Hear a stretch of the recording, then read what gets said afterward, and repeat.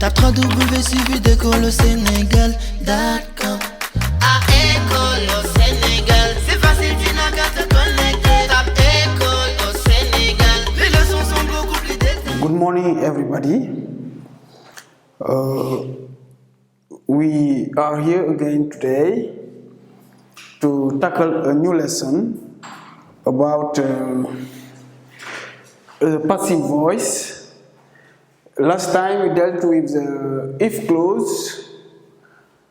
Today we are going to deal with the passive voice.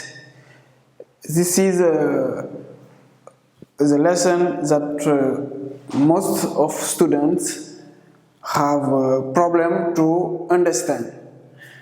So we are going to explain and to go in details for you to understand how passive voice works, okay? So to start, if we deal with the passive voice, there are some steps to follow. Some steps you must follow and that you should understand. Because if you don't understand those steps, you will have problem to deal with the passive voice. Apart from that, you also should master the tenses. If you don't master the tenses, you also can have problem to turn a sentence in the passive voice. And also, some exercises you have to put the passive voice in the context. So those kind of exercises also are most of the time difficult for you. So we are going to deal with the lesson first and after do some exercises for you to understand how it works. Okay? So the first step you must follow when you deal with the passive voice is these three required change. You have here the required changes. You have here three changes you must master and put in your mind when you deal with the passive voice exercise. Example, the first step to understand is that the complement becomes the subject. Because when we talk about passive, you can't talk about passive voice without talking about active voice. So, the sentence first is in the active form, the active voice form, and after they ask you to turn it into the passive voice.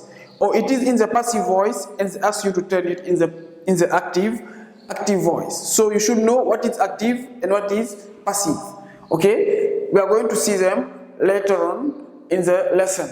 So the first change you must know is that the complement becomes the subject and the subject becomes the complement. First, the second change, we use auxiliary be into the tense or form of the active voice sentence. So it means when you deal with the passive voice, you must use auxiliary be. If you turn a sentence in the passive voice without auxiliary be, this is not passive. So the passive voice goes always with auxiliary be. And this auxiliary be should follow the forms or the tense of the verb in the passive, in the active voice. Okay? This is the second change. The third change you must respect also is that we add the past participle of the verb of the active voice. So you see, active voice comes always. So all here go from the active to the passive. So we add the past participle of the verb. The verb of the active voice tense should be in the past participle if you use be in the form or the tense of the verb.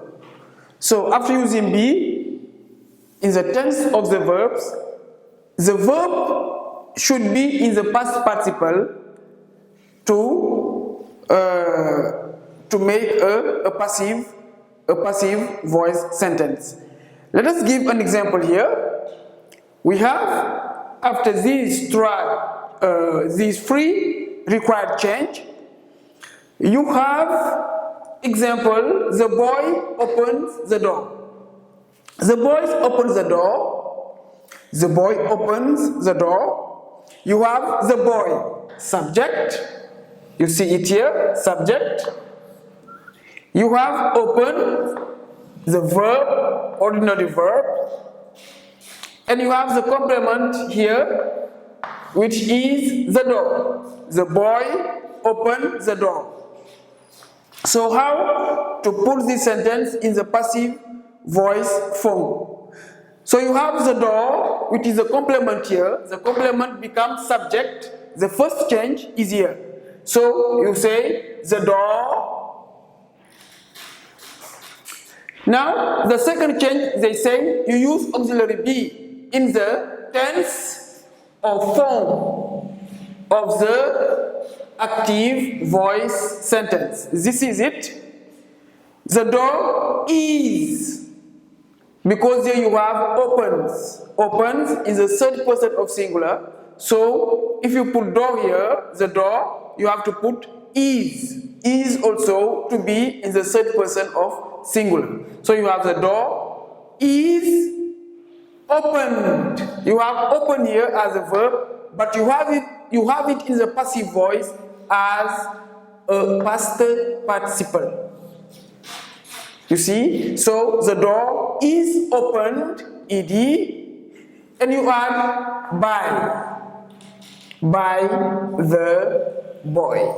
The boy becomes then the complement of the verb. So you have here, the complement becomes subject.